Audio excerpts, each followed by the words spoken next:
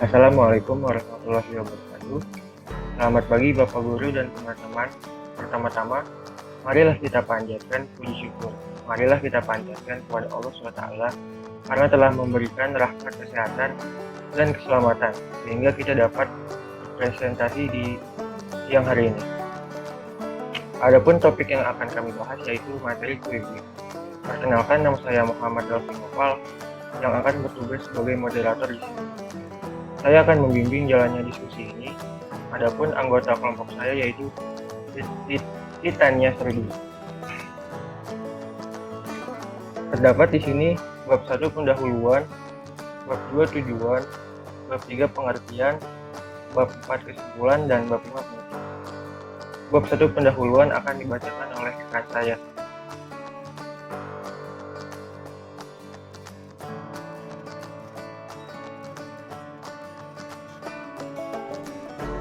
Di mana di bab 1 itu ada pendahuluan yaitu menggunakan pemrograman Python pada data pendaftaran antrian pasien rumah sakit.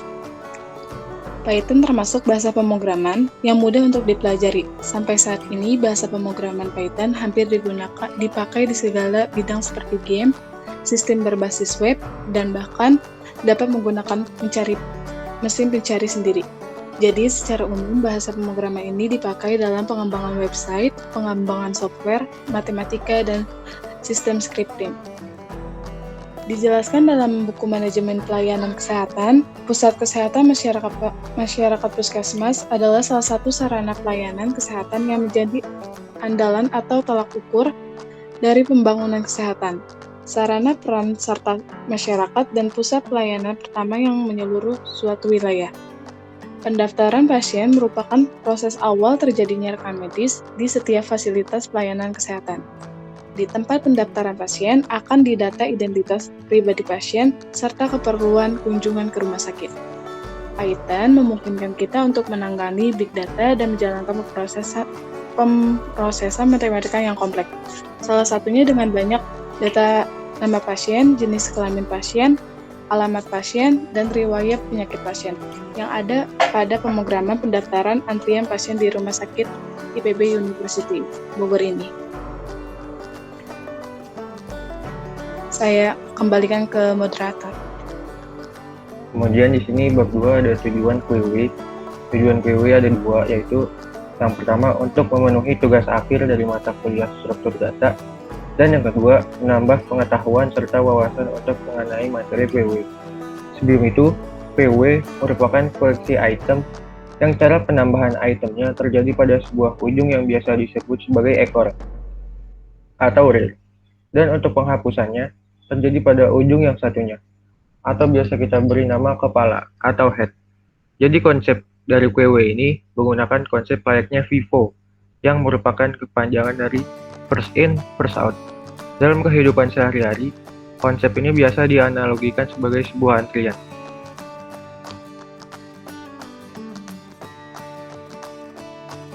Kemudian bab 3 akan dilanjutkan oleh rekan saya.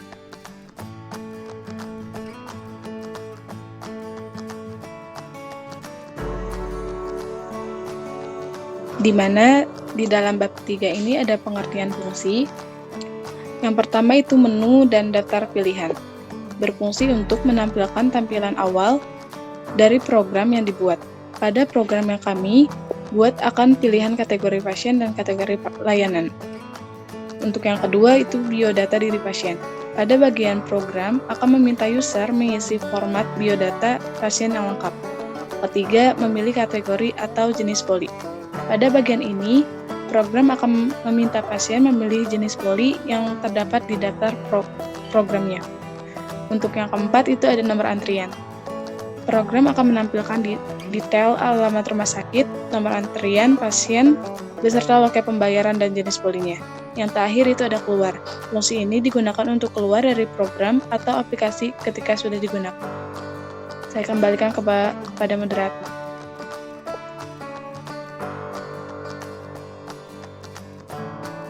Lalu di sini ada kesimpulan. Kesimpulannya yaitu kami dapat mengetahui seberapa mampukah kita dalam membuat program tanpa bantuan dosen.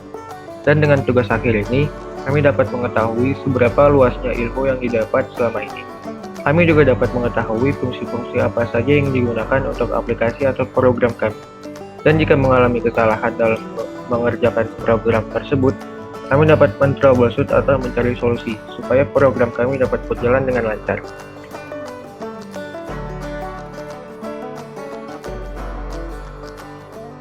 Sekian dari kami, saya Muhammad Delvin Noval dan rekan saya Titania Saridwi. Selanjutnya saya akan menampilkan hasil codingan yang akan dijelaskan oleh Titania Saridwi. Di mana di sini saya akan mengeksekusi dari program codingan Python yang telah kami buat. Di mana codingan yang kami buat itu adalah aplikasi pendaftaran antrian rumah sakit IPB University Bogor. Di sini pun ada tampilan awal untuk aplikasi pendaftaran antrian di rumah sakit IPB University Bogor. Selanjutnya itu nanti akan nge-print selamat datang di layanan pendaftaran antrian rumah sakit IPB University Bogor. Selanjutnya ada kondisi itu sama dengan sakit. Di sini juga saya beri while, yang mana fungsi tersebut adalah perulangan while pada Python adalah proses pengulangan suatu blok kode proses selama sebuah kode tersebut terpenuhi. Sebuah blok kode akan dilakukan terus-menerus selama suatu kode tersebut terpenuhi. Dan selanjutnya, di sini kenapa saya beri while di awal, karena nanti akan program akan diberikan pertanyaan, Anda akan mendaftar kembali, ya atau tidak? Kepada moderator. Harapkan kepada Anda akan mendaftar kembali atau tidak. Nah, terdapat di baris 107 yang nanti Anda akan mendaftar antrian kembali, iya atau tidak. Selanjutnya, ke menu Dev Option.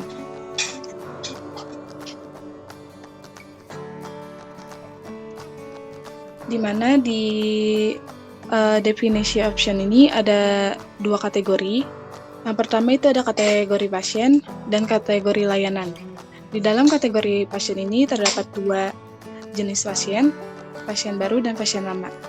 Selanjutnya di dalam kategori layanan itu ada BPJS sejenisnya dan umum. Cara untuk menampilkan selanjutnya itu kita contoh dengan 1B. Selanjutnya nanti akan ngeprint, silakan masukkan pilihan Anda.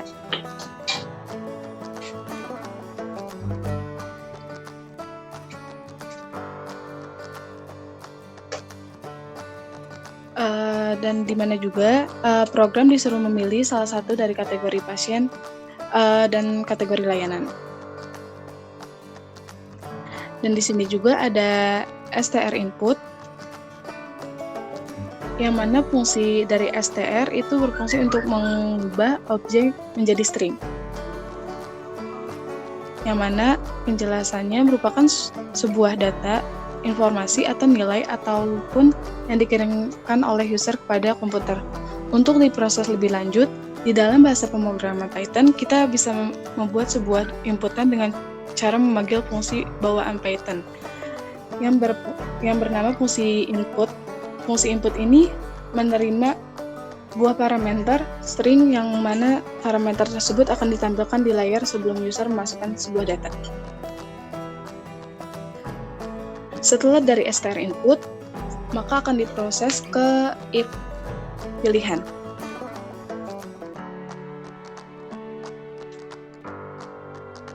Nah, di mana di if pilihan ini kita buat programnya itu bisa menggunakan 1B option besar, 1B option kecil, atau 1A option besar, atau 1A option kecil.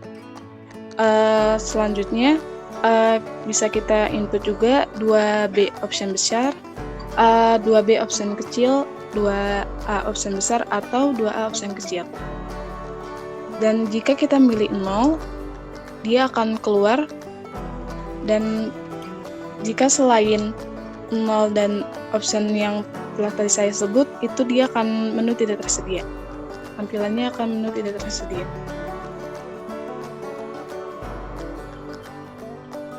Selanjutnya, setelah dari str input dan diproses lagi ke if pilihan, akan diarahkan ke devrom,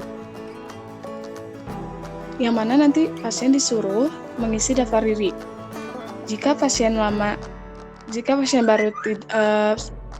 baru, dia akan memintakan inputan seperti nomor induk penduduk, nama, jenis kelamin pasien, tempat tanggal lahir pasien, alamat pasien, riwayat penyakit pasien, dan apakah Anda memiliki rujukan, iya atau tidak.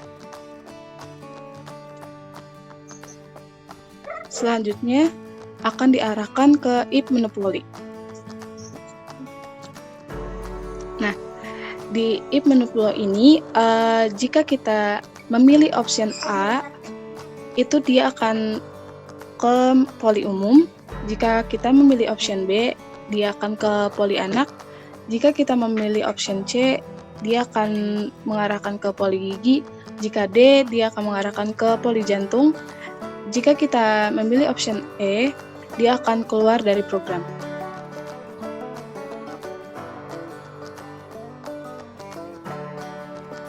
Pada menu poli A maupun A besar A kecil, itu pilihan abjadnya jika kita menginginkannya tidak apa-apa, karena nanti tidak akan mengubah data yang mana pada program Python itu, atau itu menjadi salah satu kode yang diganti dengan simbol OR.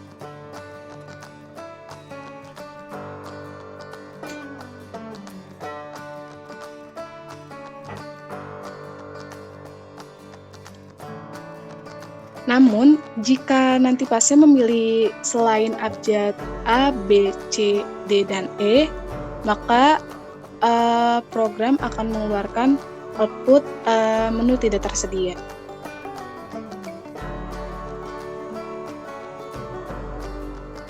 Selanjutnya, setelah itu akan diarahkan kepada print stroke.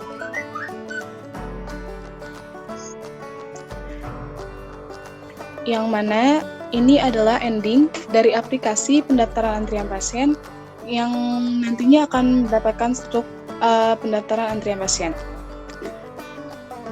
Dan di dalam tampilan struk ini ada nomor antrian itu sendiri, loket, dan poli. Dan nomor antrian ini juga akan diproses dengan sistem secara random.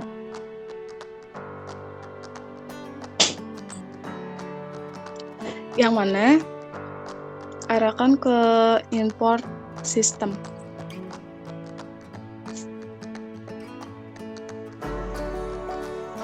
Import OCS.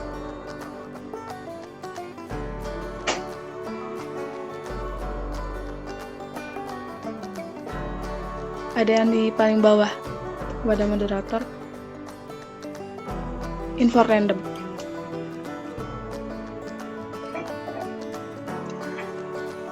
Nah, di mana jika kita memasukkan info random, kita melakukan import modul SYS lewat statement import.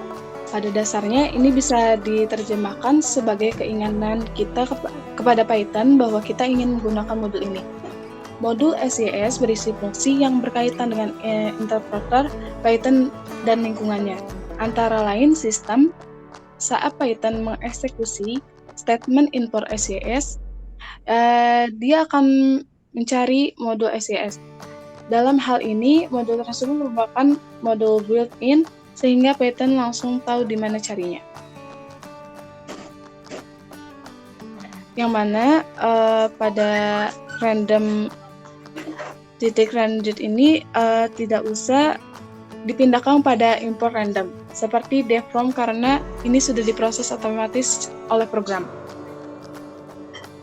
Selanjutnya saya akan menjelaskan untuk definisi loket, di mana di definisi loket ini saya beri jika kita memilih option 1B besar, atau 1B kecil, atau option 2B besar, atau option 1B kecil.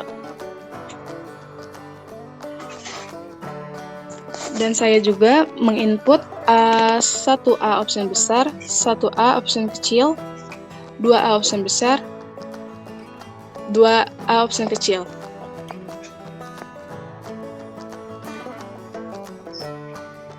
Dan untuk poli itu sendiri merupakan hasil puting dari codingan poli yang kita buat.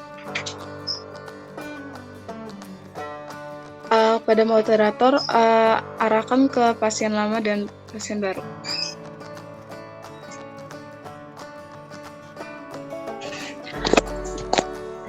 Dan di Devoli ini saya buat untuk option A itu poli umum, option B itu poli anak, option C itu poli gigi, D itu poli jantung, dan option E itu keluar. Selanjutnya, untuk kategori pasien lama, dia akan diarahkan langsung ke poli. Berbeda halnya dengan pasien baru, yang mana nanti akan diarahkan terlebih dahulu ke isian formulir. Jika sudah selesai, nanti akan diarahkan ke print stroke.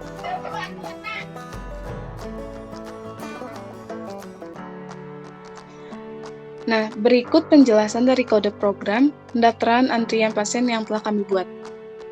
Saya kembalikan ke moderator. Kemudian saya akan menampilkan hasil output dari codingan di sini.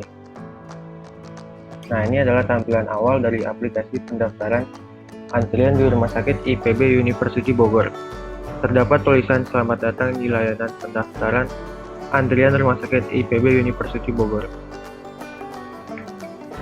Program akan menampilkan daftar pilihan yang terdiri dari kategori pasien dan kategori layanan. Kategori pasien terdapat pasien baru dan pasien lama. Kategori layanan terdapat BPJS dan layanan umumnya. Cara mengetiknya yaitu ketika kita pasien baru dan menggunakan layanan umum, kita mengetik 1.b B besar. Nah, jika kita pasien baru tetapi menggunakan layanan BPJS, kita ketik 1.a. Ketika kita pasien lama menggunakan layanan umum, kita titik 2.b. Ketika kita pasien lama menggunakan layanan BPJS, kita titik 2.a. Seperti itu. Nah, sebagai contoh, saya akan mengetik 1.b. Pasien baru menggunakan layanan umum. Nah, program akan menanyakan formulir pendaftaran pasien baru. User disuruh mengisi identitas diri user sendiri. Pertama, NIK. Kita isi saja NIK 317 408 456 556. Kemudian nama Muhammad Selfie. Kemudian gendernya laki-laki. 4 Jakarta 19 Februari 2002. Alamat Pancoran. Riwayat penyakit flu. Nah, di sini apakah Anda memiliki rujukan? Ketika pasien yang ingin mendaftar memiliki rujukan, bisa ketik Y. Kalau tidak memiliki rujukan, bisa ketik N. Nah, di sini sebagai contoh, saya ketik Y, memiliki rujukan. Nah, ditanyakan RS rujukan yang di mana? Rumah sakit Pancoran. Kemudian akan tampil daftar poli yang terdiri dari poli umum, poli anak, poli gigi, dan poli jantung. Kemudian bisa juga keluar dari programnya. Sebagai contoh, di sini saya akan memilih poli jantung. Saya ketik D. Tampilannya akan seperti ini. Ini adalah tampilan akhir dari pendaftaran antrian Rumah Sakit IPB University Bogor. Terdapat nomor antrian, loket, dan jenis poli yang pasien pilih. Terdapat juga alamatnya.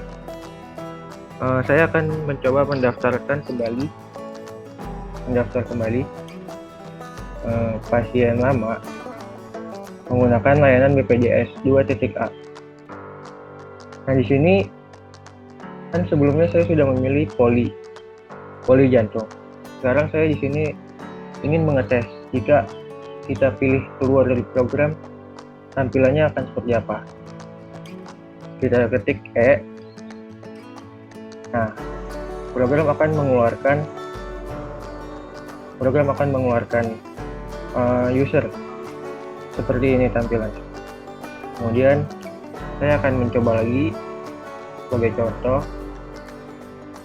pasien lama menggunakan layanan umum. Ini terdapat daftar poli. Kan sebelumnya saya sudah memilih poli jantung, kemudian yang keluar. Nah, sekarang saya mengetes apakah jika saya mengetik huruf yang tidak ada di option kelima tersebut, apakah tampilannya seperti apa? Coba kita ketik H.